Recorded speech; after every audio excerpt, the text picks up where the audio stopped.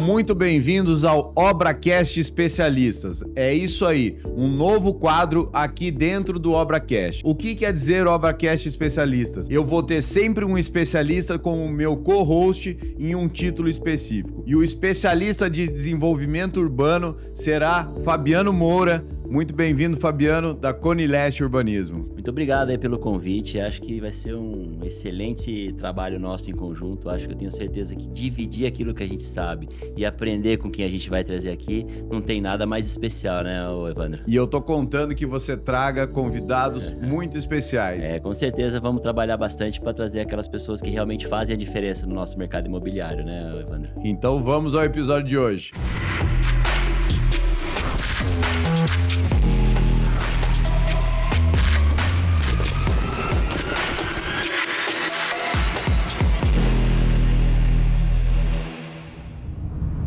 Seja muito bem-vindo a mais um ObraCast Especialistas. Eu aqui, meu amigo Fabiano, que traz temas sobre desenvolvimento imobiliário, traz grandes nomes, ele que é o responsável de conseguir bater a agenda de todo mundo, conseguir fazer com que os convidados nos prestigiem.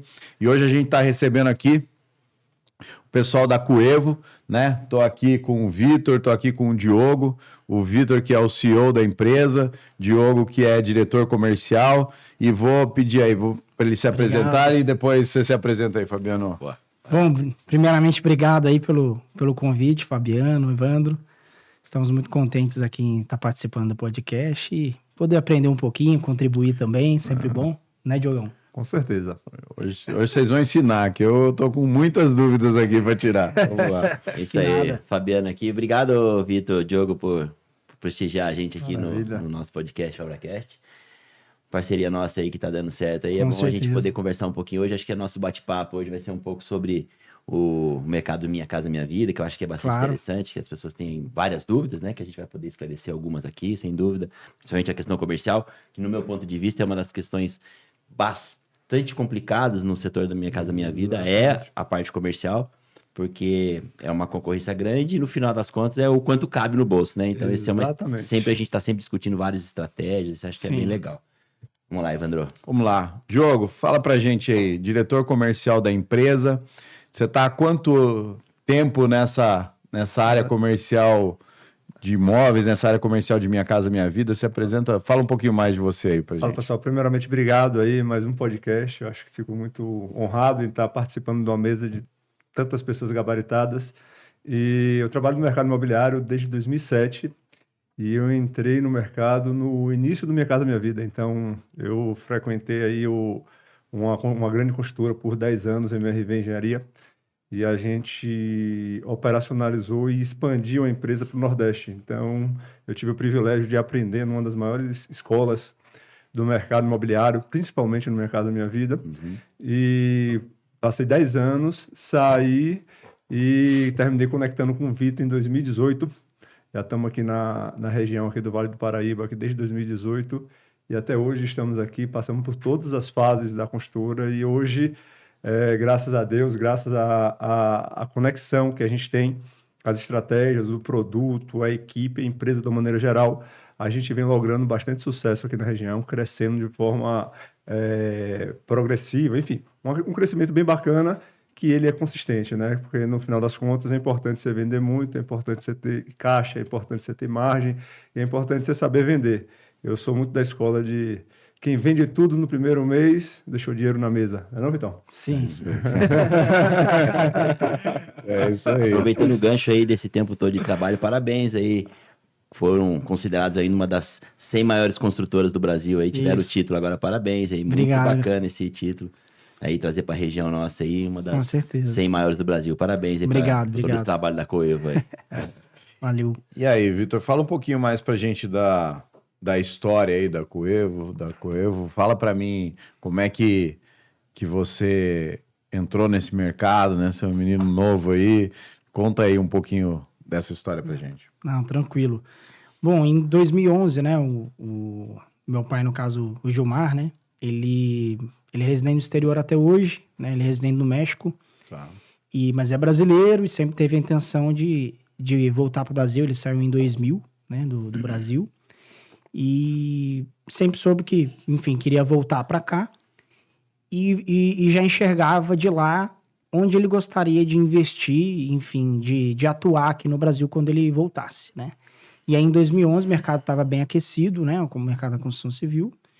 E aí ele viu a oportunidade de investir nessa área, né? Então, no início foi algo mais de diversificação de patrimônio, uma construção menor e tal. Foi um predinho desses bloquinhos, né? Que a gente chama 4x4, né? Sim. Que é 16 apartamentos e 4 andares, sem elevador. Começamos por ali. E aí, logo no começo, eu tava na faculdade, tava ali no segundo ano de faculdade, fazia engenharia mecânica ainda na época, não fazia engenharia civil. E o Fernando também, que é meu cunhado, né, que é casado com a minha irmã, já trabalhava com construção civil com o irmão dele, em Jacareí. Então, já tinha uma experiência de obra. E aí, nos juntamos e ali começou, né, de fato. Entendi. Começou como diversificação, vamos dizer assim, de investimento, mais como um investimento mais pessoal ali do meu pai, no caso. Mas ali no segundo e para o terceiro empreendimento, de fato, nasceu um propósito, nasceu uma ideia, vamos dizer assim, um pensamento grande, uma vontade de crescer e fazer diferença no mercado, né? Sim. O que eu percebo é o seguinte, o pessoal confunde muito investimento imobiliário com produção imobiliária, né? Vamos dizer assim, o investidor ele tem um papel crucial dentro dos empreendimentos, mas ele está investindo um recurso existente, um recurso que vem de outro lugar, né? Sim. Então ele está investindo, né? Exato. E o gerador, o produtor, o construtor, o incorporador, ele está gerando dinheiro novo.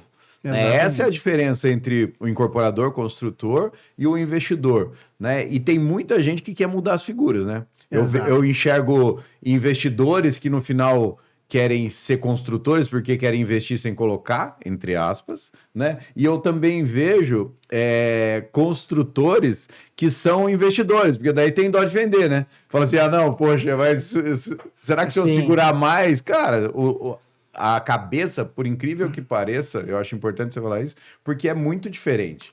É muito diferente. Ou seja, quando você vira realmente uma incorporadora com um propósito de produzir, com um propósito de gerar, não conheço o seu propósito, né? Mas com um propósito de ser uma incorporadora de fato, a cabeça de investidor, ela tem que ficar um pouco de lado. Tem que ficar, senão, ainda mais assim, no custo de capital que a gente tem hoje, né? E essa mudança de 2011 para cá, ainda em 2011 ainda valia a pena você construir, por exemplo, um imóvel popular com capital próprio e colocar à venda, se ainda tinha um retorno interessante.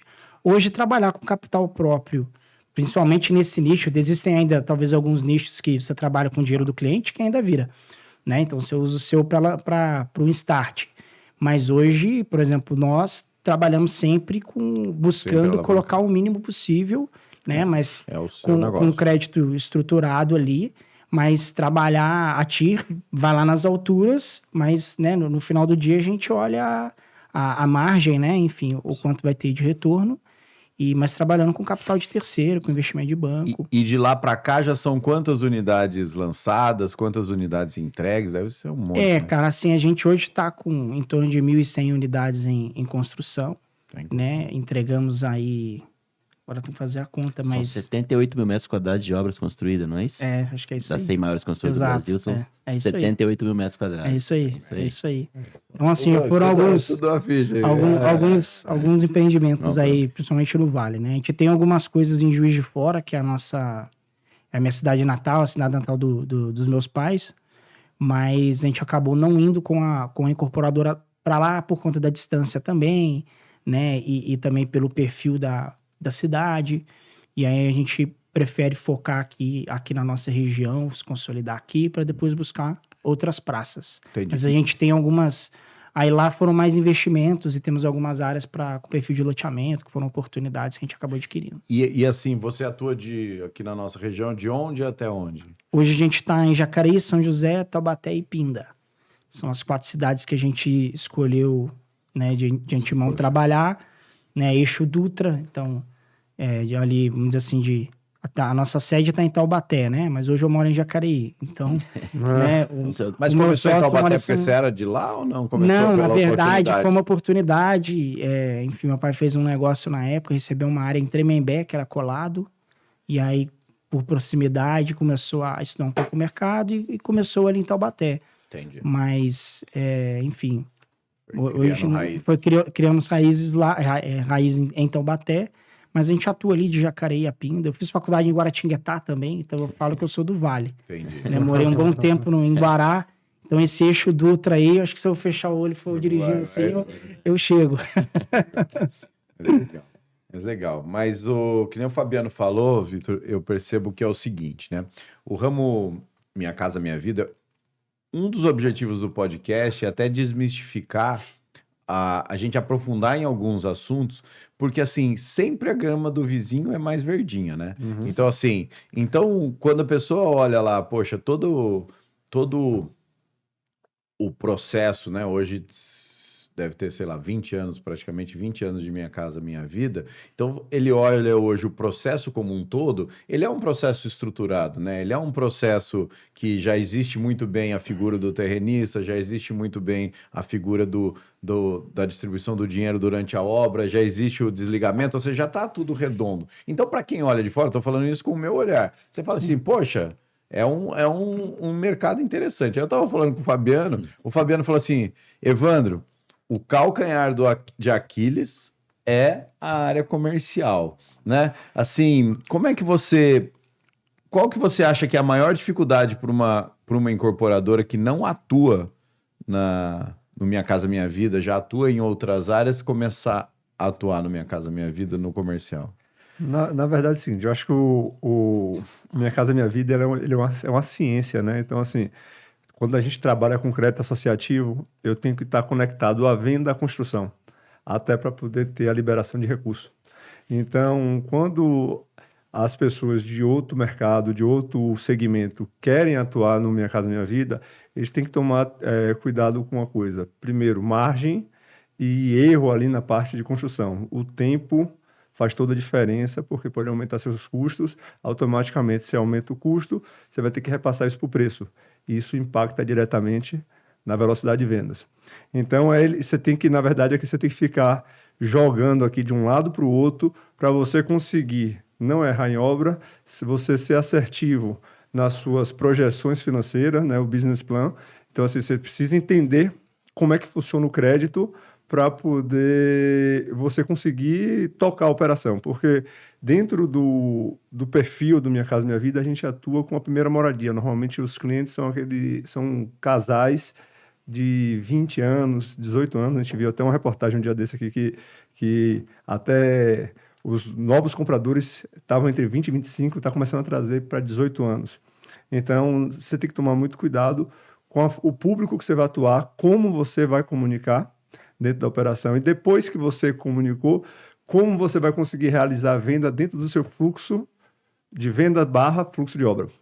E, logicamente, tem um atenuante que é a Caixa Econômica, que tem uma série de regras e que muitas vezes ela muda a regra no meio do caminho. Então, assim, no final das contas, tem vários pontos que você precisa tomar cuidado. É um segmento muito bom, porque entra crise, sai crise, e ele é o único que tem perenidade, né? Então, assim, mas não é fácil dizer assim, eu atendo hoje um produto de alto luxo, eu vou criar uma nova marca e vou para Minha Casa Minha Vida. Já vi muita empresa passar dificuldades.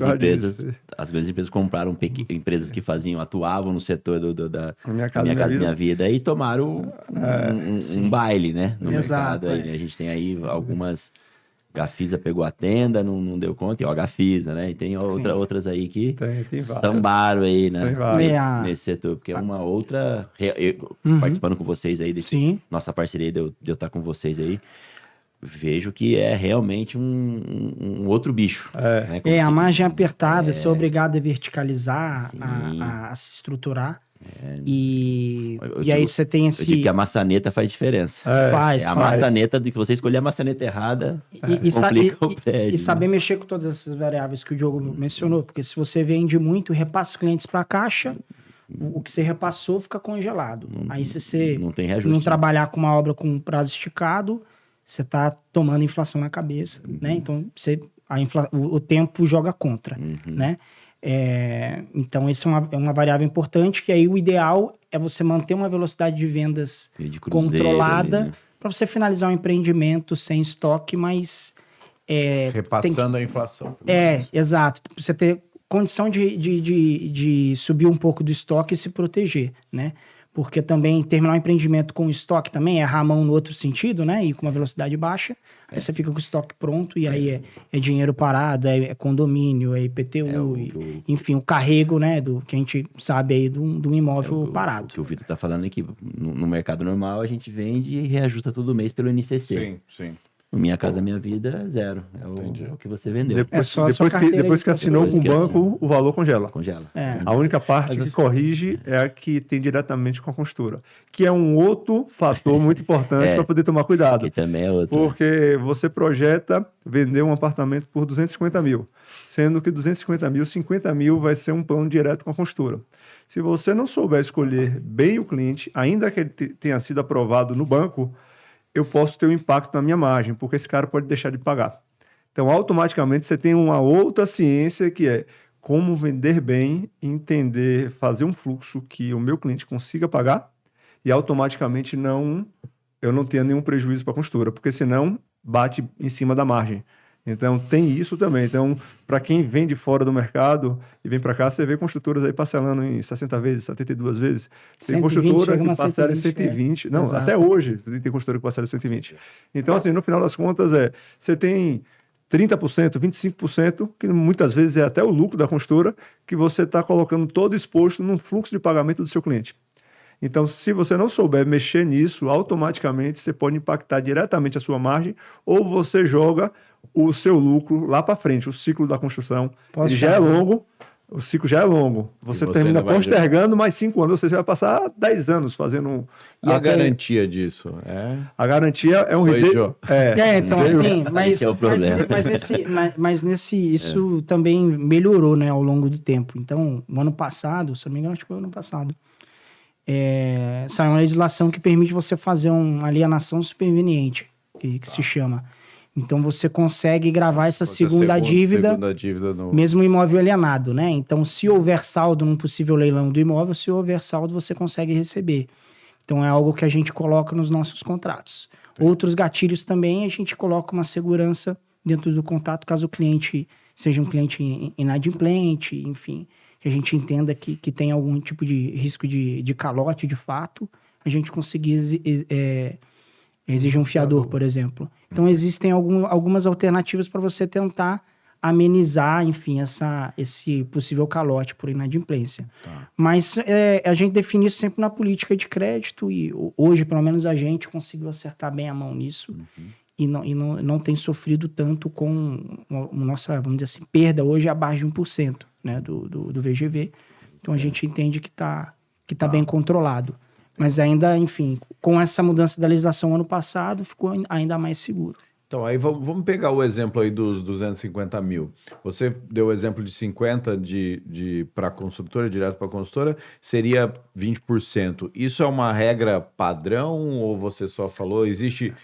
Como é que funciona isso? É o crédito da pessoa? Como é que é esse... Na verdade, hoje, quando a gente trata de Minha Casa Minha Vida, o banco ele financia 80% do valor que é avaliado pelo banco. Então, o banco avalia aquela unidade, aquela futura unidade, aquela fração ideal que vai virar uma unidade, ele avalia. E, em cima disso, ele coloca 80%. Mais subsídio, e se o cara tiver um FGTS, alguma coisa, então ele consegue financiar isso. Quando eu não estou no Minha Casa Minha Vida, eu posso chegar, dependendo da modalidade de financiamento, eu posso chegar até 90% do valor do imóvel. Que tem quando não é Minha Casa Minha Vida. Então, no final das contas, o banco cria isso, só que o banco também analisa, ele, através do rate do cliente, ele vai dizer, não vou financiar 80% para você, porque não é para todo mundo. Vou financiar 75%, 73%. Para aquela pessoa. Para aquela pessoa, por causa do histórico dela. Então, no final das contas, para poder esse cliente comprar, a construtora tem que absorver isso.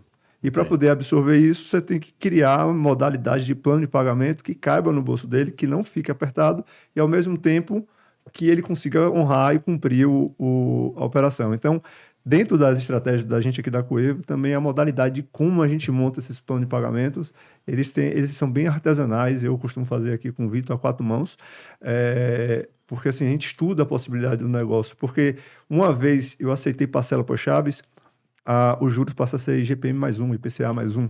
Então, automaticamente, essa parcela que é dele, do pós-chaves, já vai carregar o INCC todo no período de obra, e depois eu vou ter que jogar IGPM mais 1, ou seja, eu vou ter que emprestar esse cara a 1,5, 1,7. E isso, quando você representa isso, somando a parcela da construtora com o cliente, mais a parcela do cliente com a caixa, pode comprometer muito a renda dele e ele vai deixar de pagar um. Deixando de pagar um, normalmente ele deixa de pagar a construtora. Só que aí o que a gente faz? A gente adota algumas técnicas para poder fazer talvez um plano decrescente. Então a gente estimula a trazer mais dinheiro para frente. Então tem algumas coisas que a gente faz justamente para poder diminuir o índice de inadimplência da operação. E para ajudar até o cliente, né? Porque no fim, senão o cliente mesmo está causando um baita de um problema para ele, né? E como é uma venda, vamos dizer assim, é o sonho de muita gente, né? Então a gente acaba tendo que às vezes prezar de fato pelo cliente. Às vezes ele quer, a gente olha e fala, cara, não vai dar. Vamos negar a venda, mas ele quer. Se você deixar, ele compra. E tem outro lado, né? A gente tá falando da venda daqui.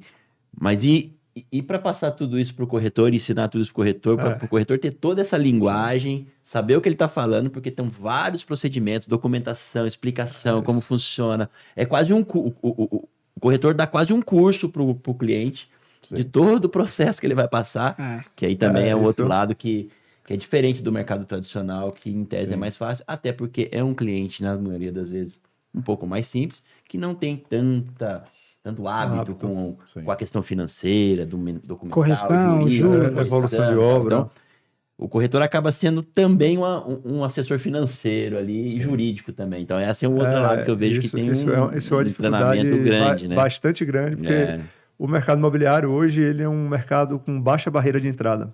Então, muitas vezes entram pessoas de outras áreas, entra fisioterapeuta, entra gente do nível médio, entra pessoas que não têm um conhecimento holístico do negócio e ele muitas vezes entra ali, faz um curso do Cresce, é um curso básico, um tecnólogo, então não prepara ele o suficiente para poder conseguir apresentar isso para o cliente. E muitas vezes até o corretor, até com medo de perder a venda, nem apresenta todas as informações e o cliente vai descobrir isso depois.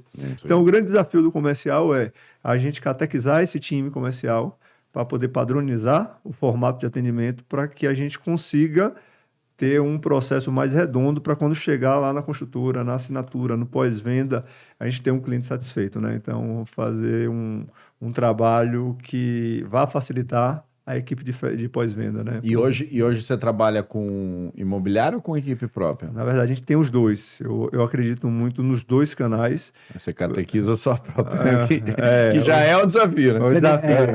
Mas no final tem que ter esse equilíbrio hoje em dia. Nas imobiliárias, o que é que a gente faz? Eu coloco pessoas da construtora representando a construtora dentro das imobiliárias.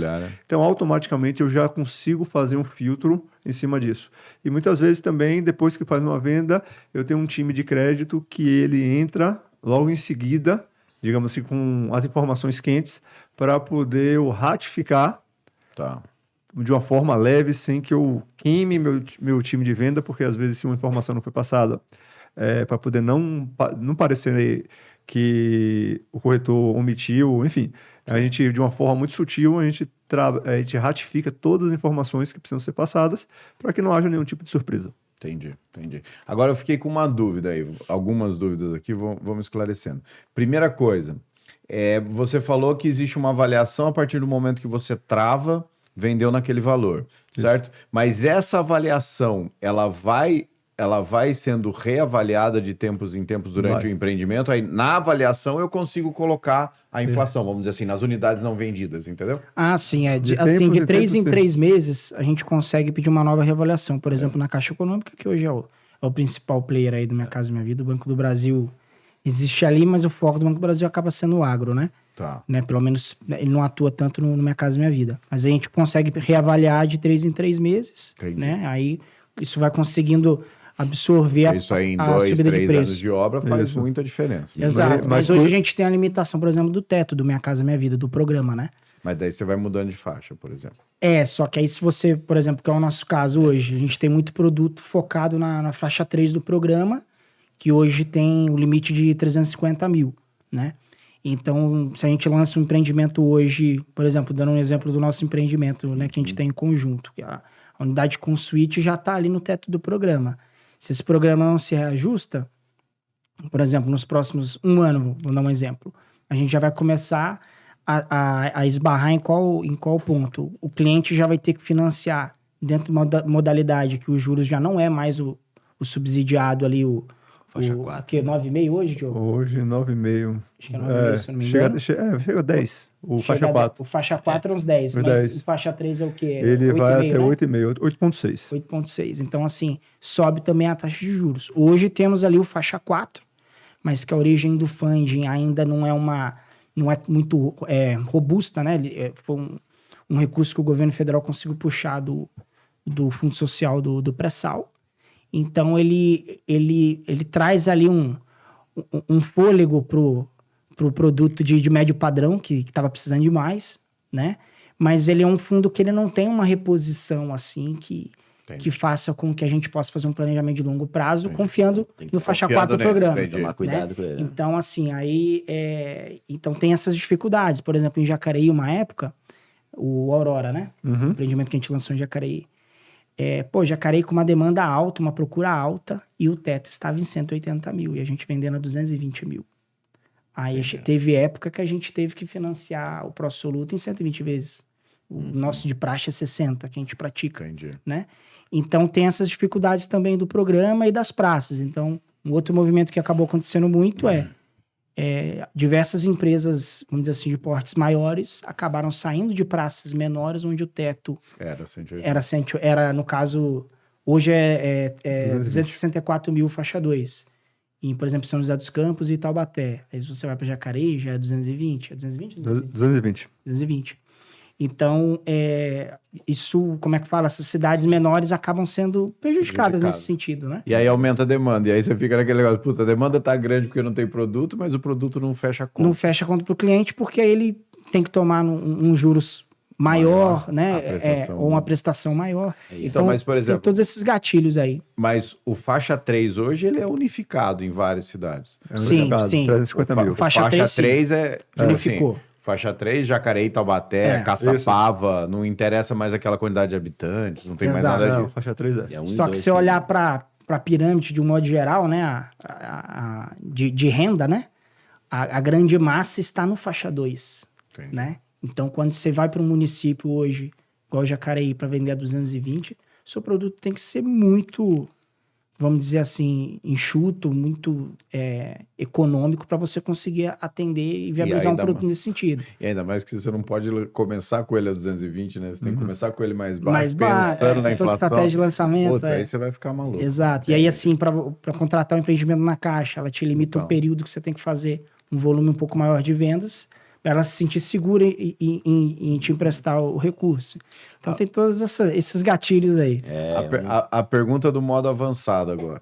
A pergunta do modo avançado é a seguinte. Quando a gente vai para um plano empresário, quando a gente faz um plano empresário, que na verdade é o histórico que eu conheço, é o histórico que eu já vivi, toda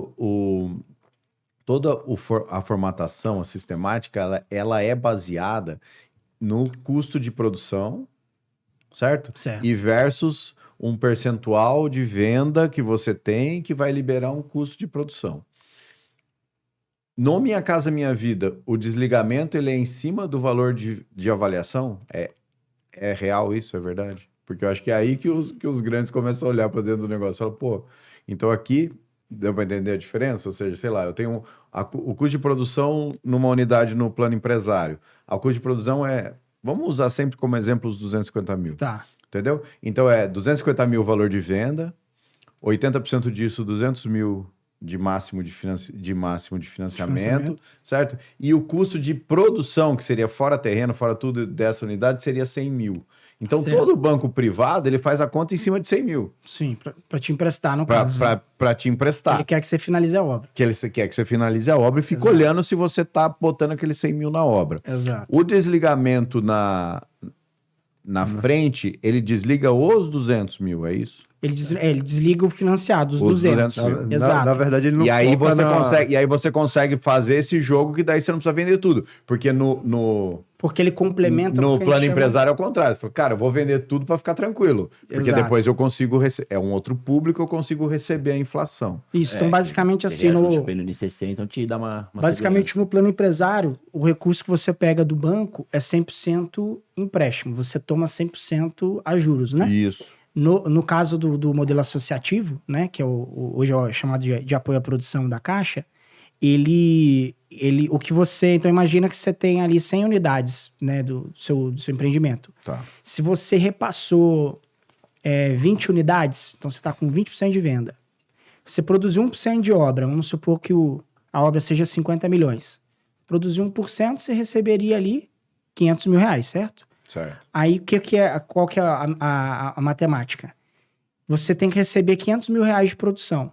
Você repassou 20% da sua carteira, então 100 mil você pega como receita de fato, medição e receita, então já paga o imposto sobre isso, né, sobre esse recolhimento, e os outros 400 mil ela te empresta a juros. E aí, à medida que você vai repassando, essa proporção de receita vai subindo até o ponto que se você repassar ali quase 100% ou 80%, aí cada matriz de contratação tem as suas variações, mas chega um determinado momento que você passou lá 80%, 90%, você já está recebendo, você já não precisa mais tomar a juros. O que você está recebendo como receita já paga a obra. Então, por exemplo, na prática, agora trazendo para o lado prático, se você está com uma taxa de juros alta, um custo de construção controlado, às vezes vale a pena você acelerar as vendas. É isso que eu vou falar. Porque você não toma menos juros. Se a gente tivesse num mundo ideal, tá bom. A inflação perde zero. Se eu tivesse num mundo de inflação zero, eu vou vender tudo. Resumindo. Exato. O que faz você ter essa estratégia de ir vendendo aos poucos é o risco da inflação, vamos chamar assim. Então, por exemplo, na pandemia... É o medo da pandemia. O gato escaldado tem medo de água fria. Você fala, pô, vai que eu tenho que ter um estoque aqui que eles reavaliem para mim. Exato. Na pandemia foi aquele negócio, né? Uma demanda alta, muita procura, né? A gente falou, nossa, olha a procura que tá tendo. Do outro lado, o custo te matando. Então, era aquele negócio. Cara, putz, se eu reduzir aqui, eu vou vender bem pra caramba, mas o que eu repassar pra Caixa, eu não tenho correção em cima disso. Então, e aí o custo subindo. Então, assim, teve casos que a gente começou a vender para o cliente financiar no final para fazer um hedge ali, uma proteção e conseguir corrigir saldo, né? Porque do outro lado, o INCC batendo pesado. Então, enfim, é desafiador, mas são muitas variáveis que a gente acaba tendo que controlar. Mas é um mercado, do ponto de vista de demanda, ele é bem seguro, porque é uma demanda habitacional que a gente não consegue vencer, né? Mas é aquilo que eu falei para você, Evandro, é uma outra cultura empresarial dentro do seu negócio. Se você for com a cabeça não dá para vir com a cabeça de plano empresário e fazer... Se você for uma construtora incorporadora normal, não dá. Quebrar a cabeça. Porque uma outra cultura, uma outra estrutura de negócio. Que é a mesma coisa que acontecia em outras culturas anteriormente, né? Vamos dizer assim, o cara que tinha carteira própria, pensar em banco, ou seja, cada um no seu quadrado, né? Não tem jeito. E se você ficar muito bom em um deles, cara, já você consegue ser competitivo. Queria ir para uma outra linha aqui da conversa. É o seguinte, né, Fabiano?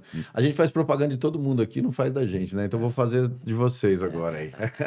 Eu queria que vocês falassem um pouquinho mais dessa parceria, né? Por coincidência, até essa semana eu liguei pro Fabiano entendendo e falei, poxa, assim, as parcerias, né? Vamos dizer assim, o nosso público aqui é construtor, incorporador, as parcerias no mercado tradicional, no mercado de plano empresário, a gente sabe como é que funciona, né? Poxa, então vamos montar uma SPE, o terreno é seu, então você fica de terrenista, pega tantos X%, eu faço a construção, recebo tanto por administração porque eu tô fazendo, você entendeu?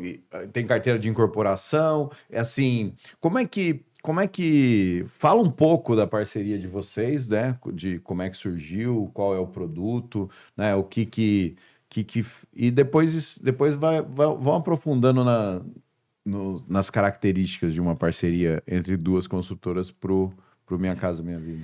Bom, primeiro, a gente teve oportunidade em 2000 se não me falha a memória, foi em 2017 ou 2018, estou na dúvida agora.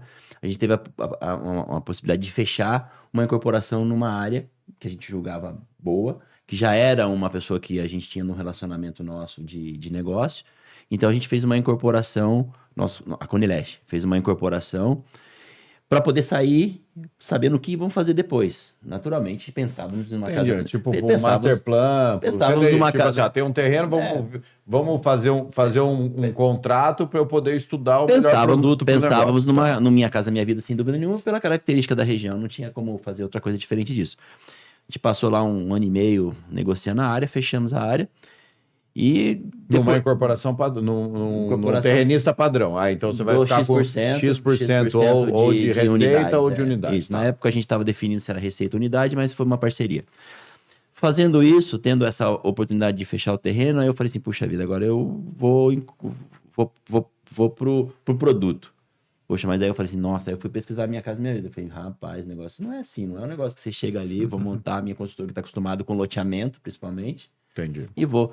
Então, conversando internamente, falei assim, poxa, eu acho que o negócio é a gente ir atrás de uma construtora que já trabalha nessa linha e, naturalmente, propor uma parceria. Foi aí que a Convap ajuda muito nesse sentido, né? Porque a gente está sempre em contato com as principais construtoras do Vale. Tivemos aí uma boa empatia com a Coevo, naturalmente. Então, a Coevo, assim... São pessoas jovens também do outro lado, querendo crescer. A gente vê naquele movimento todo, já no mercado Minha Casa Minha Vida. E vamos apresentar o terreno para a Coevo, para o Vitor, principalmente, que eu acho que é o de expansão de negócio. E eu acho que aí surgiu uma empatia dos dois lados, né? Uma sinergia. Acho que ele conheceu a nossa empresa, nós fomos a mais fundo conhecer a empresa.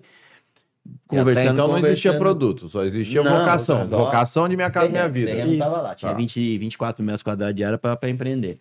E aí, apresentando para o Vitor, naturalmente, eles entraram fechamos essa parceria para poder construir o produto.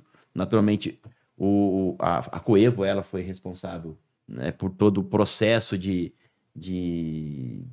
elaboração do projeto, porque já tinha toda a expertise, usaram todo o conhecimento e know-how que tem com a Caixa Econômica Federal.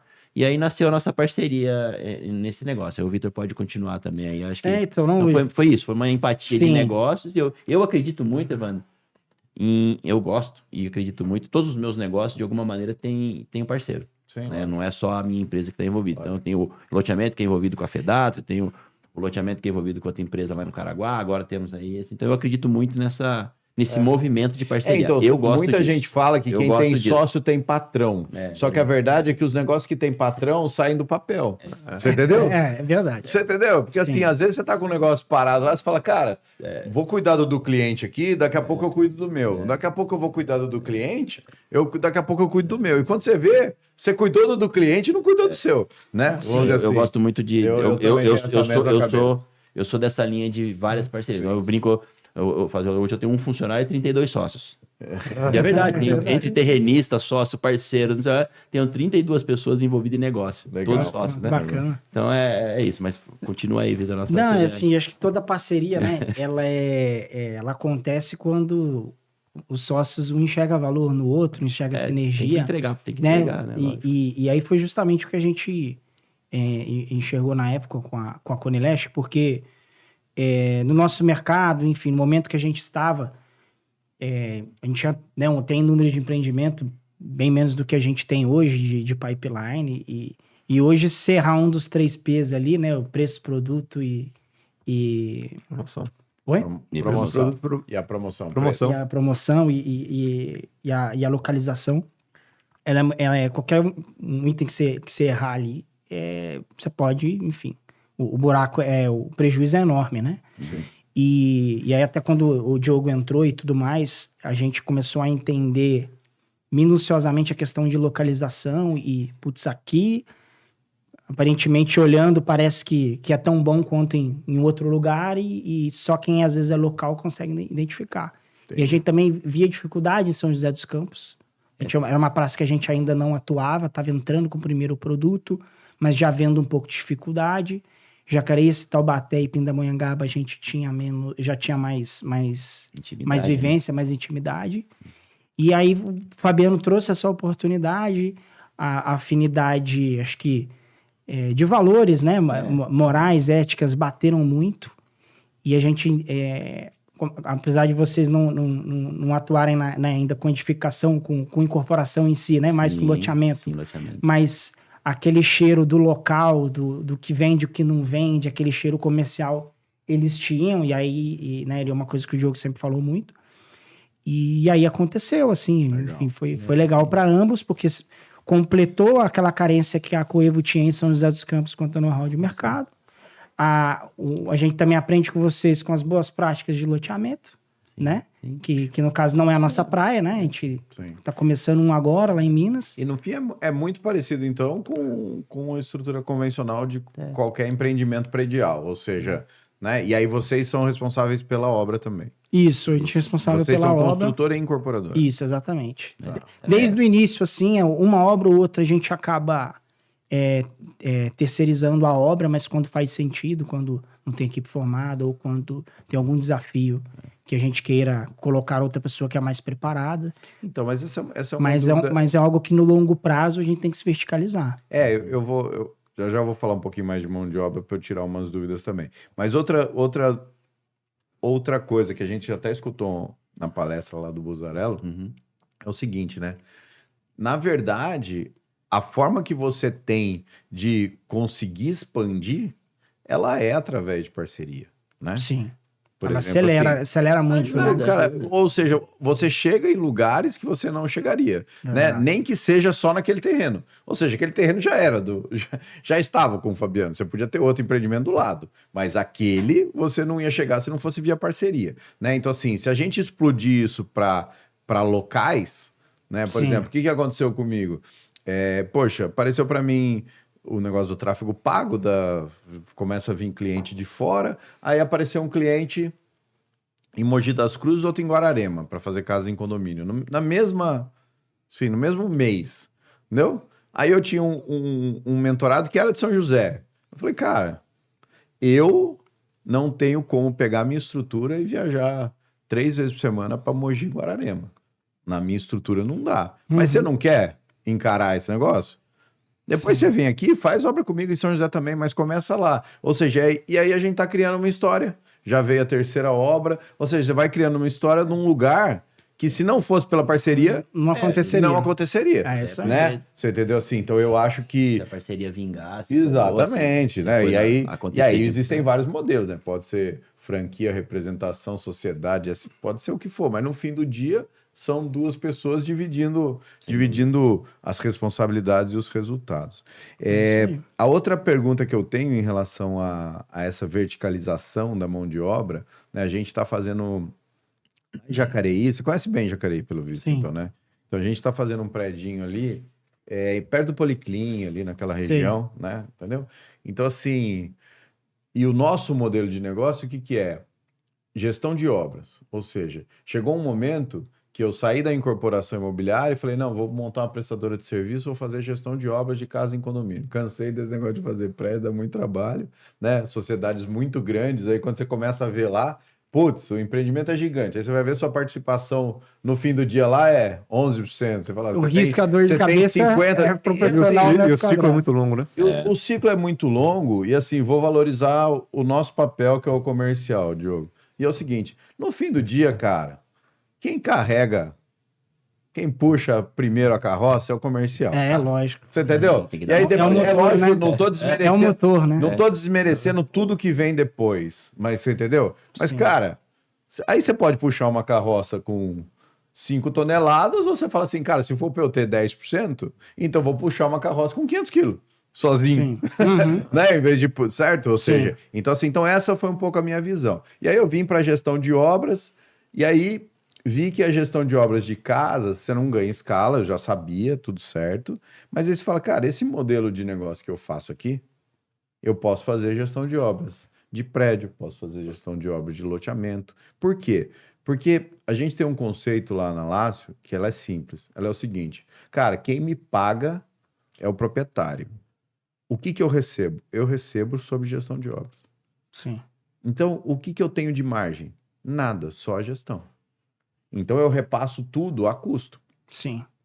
Certo? E a grande maioria dos gestores de obras se emocionam e não tem peito de falar assim, putz, a diária do ajudante aqui vale R$200, mas para mim ela custa 150. E ele quer repassar para o cliente a 200, pô. Pô, cara, mas você já não está cobrando a DM? Então você tem que repassar 150. Sim. Né? E aí eu tô falando tudo isso para a gente chegar na verticalização. Aí nós vamos fazer o prédinho lá.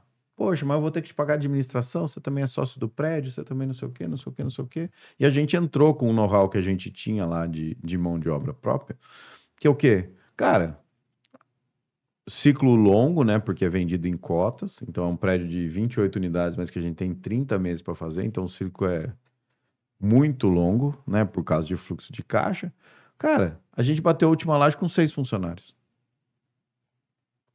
Ou seja, você tem que verticalizar para ter custo, né? Porque aí, a partir do momento que a gente tinha cotistas, a partir do momento que a gente tinha sócios, cara, o mínimo que você tem que fazer tá no CUB, né? E tá no CUB é doído pra cacete. Ou seja, tudo que for até o CUB, o sócio aceita, porque tá lá, tá dizendo. Agora, para você trabalhar dentro do CUB, se você não verticalizar, você não chega. Você não chega. E aí vocês, então, têm essa... Você tem um encarregado seu, você não tem um empreiteirão, então. Você tem... assim, a gente sempre faz simulações, né? E a gente tá sempre comparando, essa é a verdade.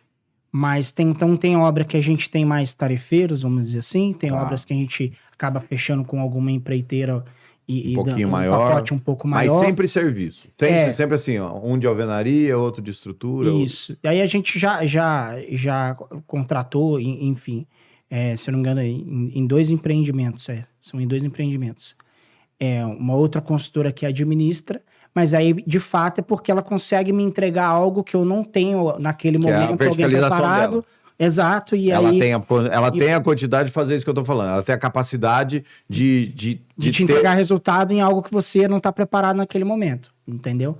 Então, às vezes, é um subsolo profundo, alguma obra de engenharia que você não está confortável, ou às vezes um prazo mais curto que você tem que cumprir. E aí a gente pondera tudo isso. Você mas também, assim, de repente, não quer montar uma estrutura nova, exato, às vezes é pontual e aquele empreendimento foge, né? Entendi. Então, mas assim, de um modo geral, no Minha Casa Minha Vida, você tem que estar sempre cortando o custo, sempre olhando. Então, se você não quiser, vamos dizer assim, não implantar se você quiser terceirizar essa melhoria contínua de obra para um outro ator, é muito perigoso, porque como é que fala? Fica difícil você garantir a sua longevidade, porque essa margem vem só estreitando. Se olhar aí os números públicos das grandes do Minha Casa Minha Vida, olhar a margem mesmo aí dessas que tem resultado publicado, volume, né? O cara que olhar aquilo lá, ele não começa hoje, ele fala, eu não vou abrir consultora não. Ou não é? Entendeu? Então, na verdade, então fala aí quanto que eles falam. Cara, se olhar ali de lucro líquido mesmo, 8, 9, os que estão publicados. Então, a época que bateu, eu lembro a época que a tenda bateu, acho que era 17 ou 18, era aquele dia no mercado e tal. Aí, mas soltaram assim, rojão, né? Era parede de concreto, aço, velocidade. Aí veio a pandemia, mudou tudo, porque era aço e concreto, o aço e concreto explodiu, e aí não tinha como. Então, assim, e agora com o Selic alta, também o balanço das empresas começaram a cair, mas aí, enfim. Então, e essa questão de método construtivo? Eu ainda sou... cara, putz, é muito, assim...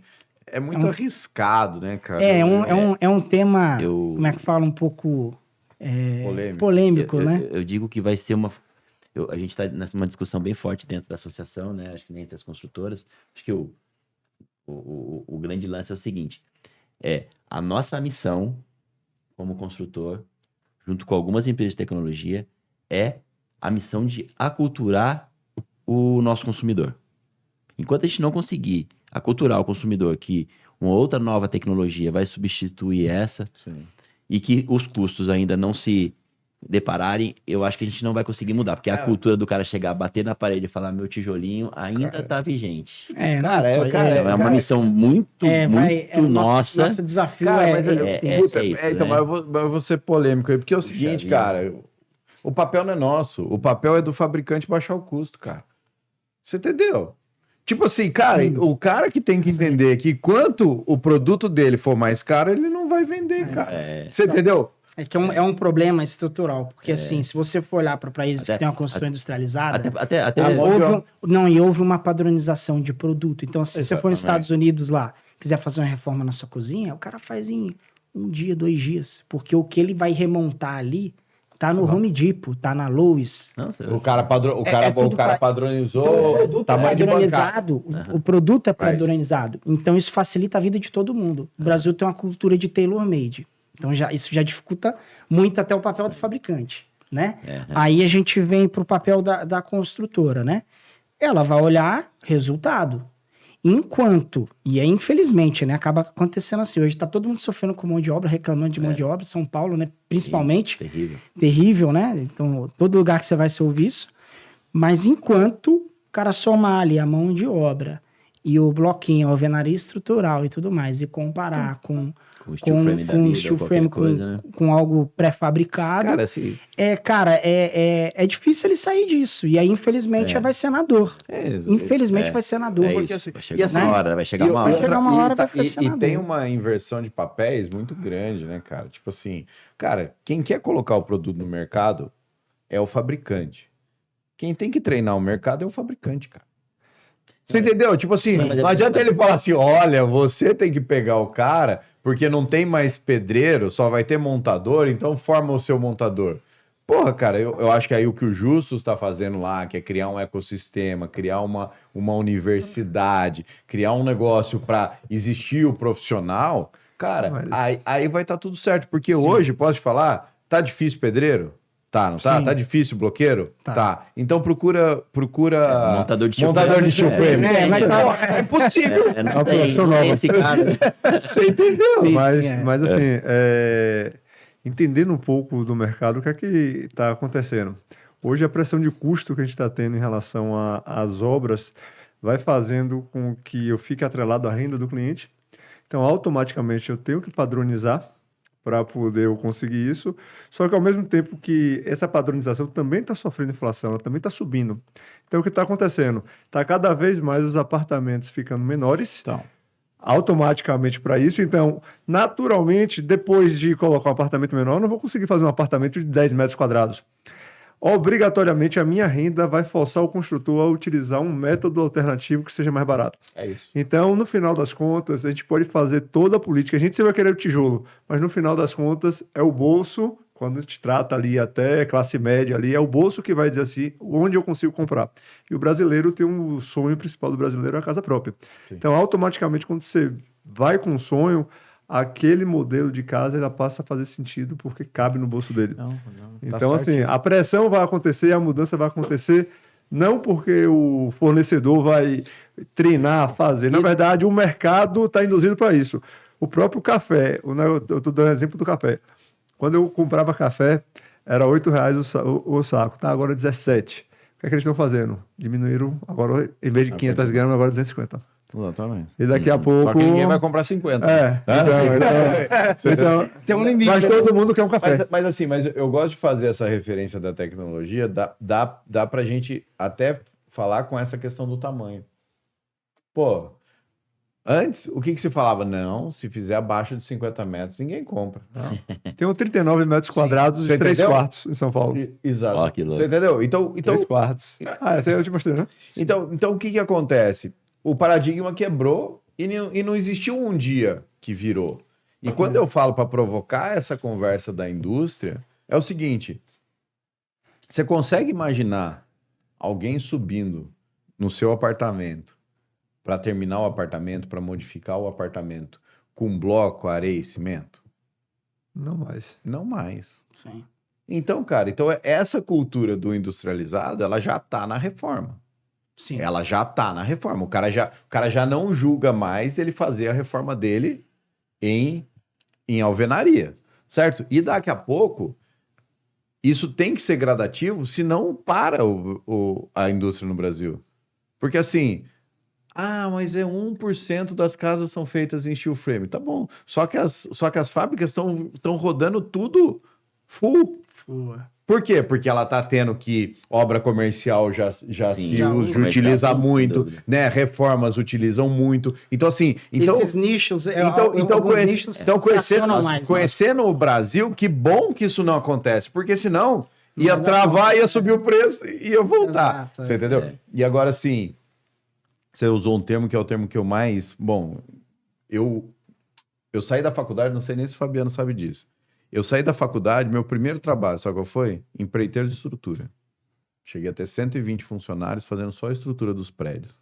Por quê? Porque as oportunidades, a profissão, na nossa vida profissional, elas vão aparecendo em função das suas oportunidades, não em função do que você busca. Sim. Você entendeu? Eu tinha um amigo que ia construir aquele Golden Tulip dentro do shopping. Falou, você tem armador? Eu falei, pô, armador é o que eu mais tenho. Aí eu saí na rua e falei, onde que eu arrumo armador? Você entendeu? Então, assim, o que acontece? As oportunidades novas hoje, elas já estão nesse novo mercado. Então, provavelmente, a gente não vai viver essa transformação. Mas o cara novo... Ele já vai nascer assim, né? Sim, né? Você entendeu? Que nem, o por exemplo, comportamento do consumidor vai mudar. Eu quero entrar num assunto aqui, até fazer a menção a isso, que é o quê? Por exemplo, a gente trabalha muito com investidor. Comecei a falar lá. Daí a gente faz gestão de obras hoje, o mesmo modelo a gente usa para casas em condomínio, para prédios e para obras industriais, comerciais, né? Então disso aí fez a gente sair de 10 para 23 obras, onde 3 são prédios. Então assim, o volume de obra aumentou muito. Legal. Por quê? Porque é o mesmo processo. E o que eu vejo? A nossa principal forma de tocar a obra é o termo que você usou, cara. O mercado da construção civil, ele gira em torno do tarefeiro. Sim. Você entendeu? Por que a gente não tem problema com mão de obra hoje? Porque a gente aprendeu a trabalhar com tarefeiro. O tarefeiro, ele só se preocupa com uma coisa, ele não preocupa pelo preço por metro quadrado, ele não se preocupa com o quanto você está pagando para ele. Ele se preocupa com a medição dele no final dos 15 dias.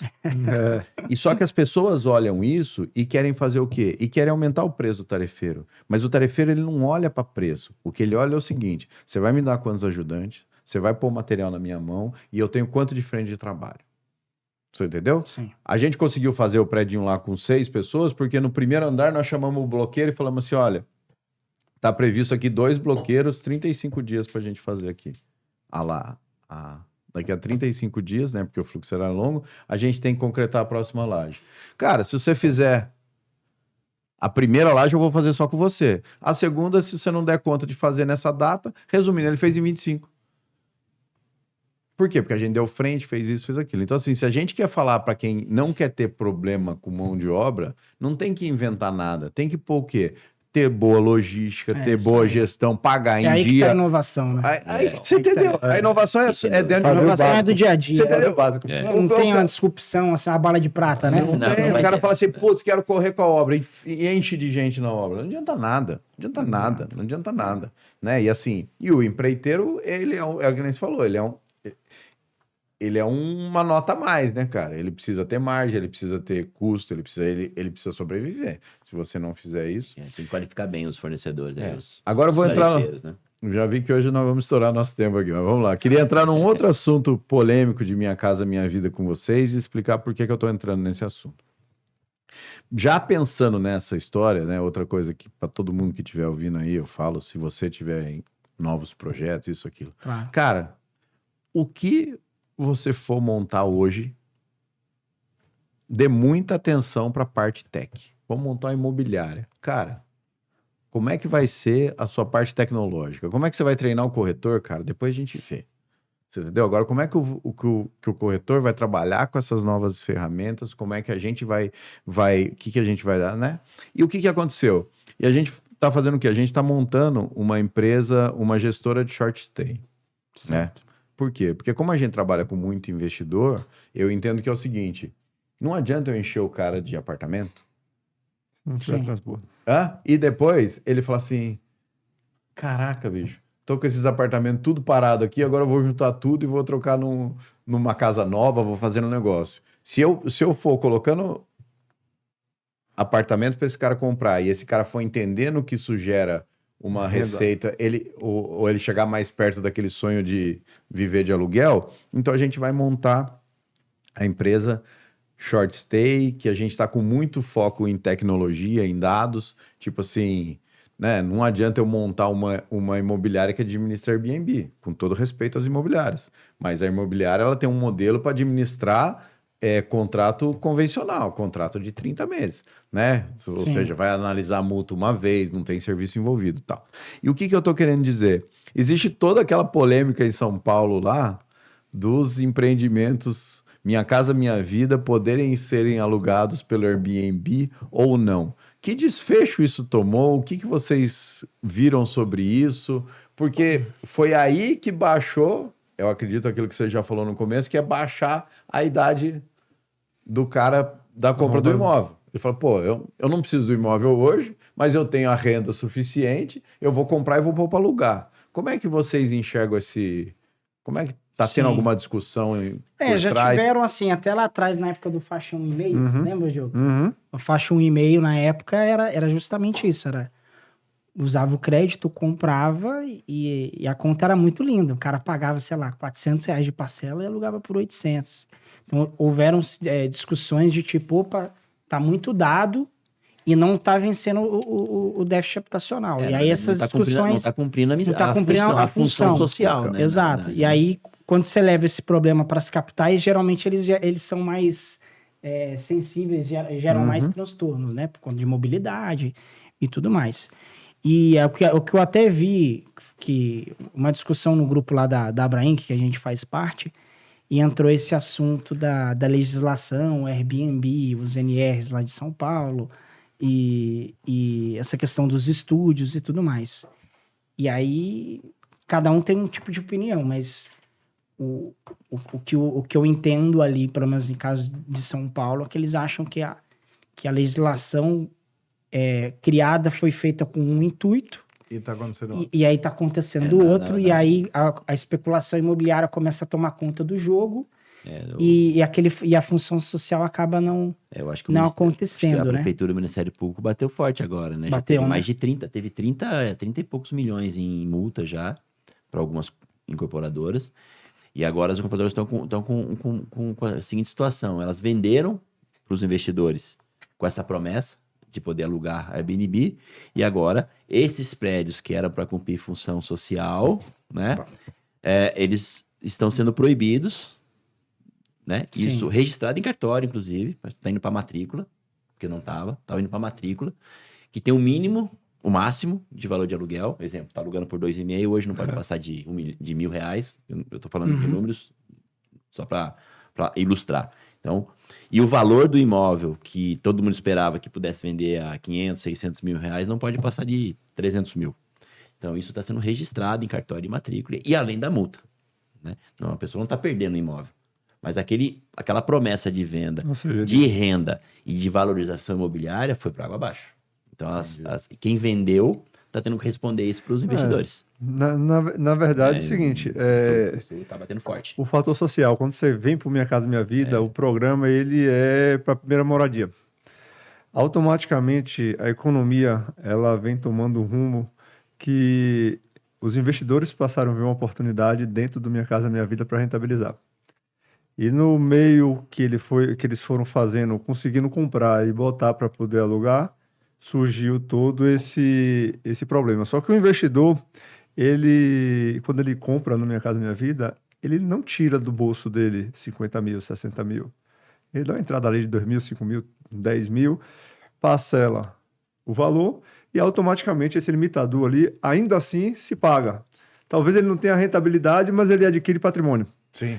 E a outra coisa que tem é a dificuldade de você conseguir pegar esse aluguel limitado a R$1.000. Porque muita gente, às vezes, não coloca, nem declara esse contrato de aluguel. Só que para ficar bem claro, isso não é um problema do Minha Casa Minha Vida. Isso é um problema da política pública da cidade de São Paulo. Especificamente, não tem outro nada a ver com São José, não tem nada a ver com a região. Fica bem claro que é uma coisa...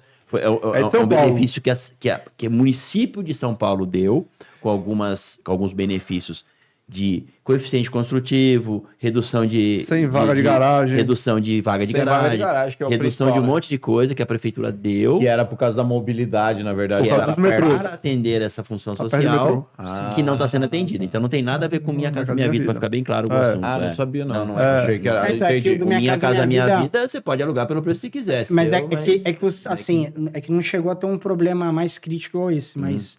Eu lembro que na época do Faixão, pode ser. O mercado, vamos dizer assim, já batia e falava, pô, a galera tá comprando para fazer renda e ninguém aproveitava que o pacote era muito bom de crédito. Sim, claro. E usava daquele benefício do primeiro imóvel para fazer no próprio contrato. Especificamente é do município de São Paulo. E no próprio contrato da Caixa tem cláusulas com barreira, se o cara ganha subsídio, quanto tempo ele pode vender. Então tem algumas coisas relacionadas a isso. Então não é... Eu ganhei o subsídio, coloquei, recebi e vou vender. Entendi. Então tem algumas barreiras dentro para repassar. Então, assim, para quitar o financiamento. Né? Porque a partir do momento que ele vai vender, ele vai ter que quitar. Aí para quitar, provavelmente ele perde o benefício do negócio e só o devedor fica maior. Deve ser isso. E o investidor, quando a gente trata do investidor, normalmente esse cara ele desenquadra da renda no Minha Casa Minha Vida, né? Então até para o cara de uma renda menor ter essa visão de que ele vai rentabilizar, ele ainda não tem esse nível de educação econômica. Eu vi aquelas meninas lá, as duas irmãs lá que vendem muito Minha Casa Minha Vida em São Paulo, lá são famosas no TikTok lá. Eu vi um podcast com elas e elas pegaram exatamente esse nicho que você está falando, que é o assessor de investimento da Faria Lima, de 19 anos, que ganha 5, 6 pau. Sim. Você entendeu? Ele fala assim, cara, esse cara tá certinho, tá dentro do programa, tá pagando 20 pau o metro, né? Sim. Porque assim, então assim, realmente para alguns produtos de programa social não tem nada, né? Sim. Vamos dizer assim. Agora, só para finalizar, a última pergunta que eu tinha separado aqui pra gente fazer é o seguinte: no empreendimento de vocês são parceiros da Housee, né? Isso. Né? Então, assim, como é que funciona essa parceria? O que vocês enxergaram? Quais são os benefícios? Agora que vocês já estão em lançamento, tá valendo a pena? Né? O que ela realmente agrega para vocês no produto? Bom, assim, da minha visão, se vocês complementam. Eu acho que cada um Bom, a Housee, ela é uma plataforma, né, que traz tecnologia e está sempre atualizada. E hoje, assim, vou começar a elencar assim, o que eu enxergo. Hoje, você idealiza o empreendimento hoje, 2 anos para aprovar, de um modo geral, aí mais 3 anos de obra, pelo menos. Estamos falando de 5 anos. Tá. Geralmente, você já tem que definir algumas coisas... Pelo menos ali até entrar no cartório, ali, pelo menos no 2º ano, ali você já vai ser obrigado a definir. E aí, às vezes, na hora que você vai entregar, já saíram novas soluções, novos serviços, e como é que fala? E às vezes já tem coisa ali que está obsoleta ou coisa melhor que não está. Então, por exemplo, o Aurora que a gente entregou. Quando a gente entregou, sei lá, 2 anos antes, 1 ano e meio antes, começou a onda dos mini mercados. E a gente não entregou o produto sem isso, né? E o que a Housee traz de argumento de venda? Aqui você está conectado com uma plataforma que vai sempre te trazer o que há de mais novo e de serviço. O que tem de mais novo hoje é isso, e daqui a 5 anos eu vou estar conectado com o que tem de mais novo daqui a 5 anos. Exato. Não tem que ficar projetando isso. Exato. E um outro ponto também é até vamos dizer assim, o viés do nosso produto, né? E até um pouco do que é a Coevo em si também.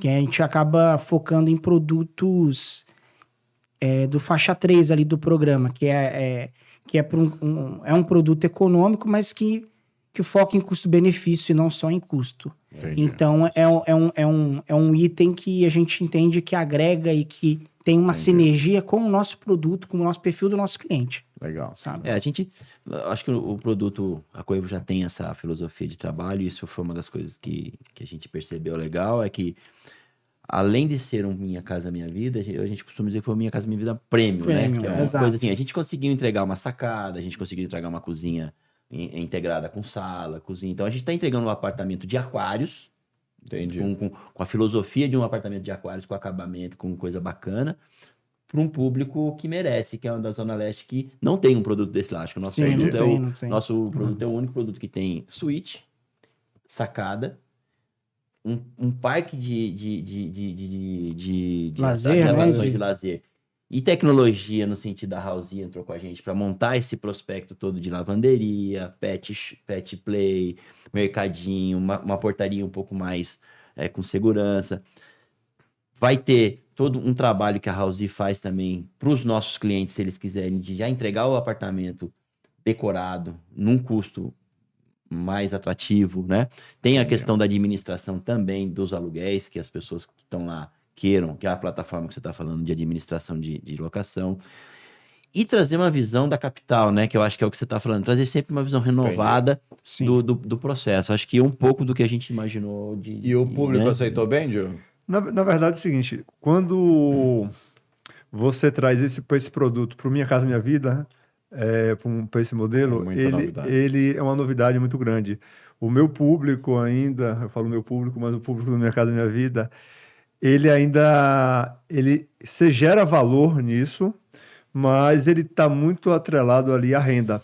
Então, muitas vezes, só que assim, dentro disso, logicamente que a gente tem um argumento de venda, porque nessa linha aí de produção de apartamentos mais compactos, logicamente que eu consigo gerar valor e dizer, pô, você vai ter uma lavanderia lá que você programa no aplicativo, coloca lá, faz, porque no final das contas, o consumidor está agora cada vez com um tempo mais curto, querendo soluções mais rápidas.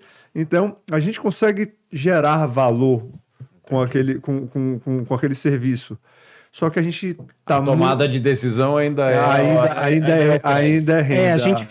A gente no econômico tem um teto de gerar valor, né? Às vezes no médio ou no alto, você monta um bom produto, um conceito, às vezes você consegue subir 500 mil reais, 2 mil reais por metro quadrado, né? Se for um produto de médio ou alto. O econômico, você fica limitado. Você vai até certo ponto. Não adianta a gente, né? Como é que fala? Mas você acha que melhora a avaliação da Caixa? Porque no fim do dia, a avaliação da Caixa é importante se você não estiver passando do teto, né? Na verdade, eu sou do old school da minha relação com a Caixa, né? Então, para mim, o que melhora a avaliação da Caixa são, primeiro, o tamanho do apartamento, segundo, a área de lazer impacta muito para poder colocar vaga de garagem, azulejo em áreas molhadas até o teto. Então, tem algumas coisas, alguns gatilhos que você consegue avaliar. Por exemplo, na época da MRV, a gente brigou muito para poder tentar melhorar a avaliação, porque a gente estava aplicando energia nas áreas comuns.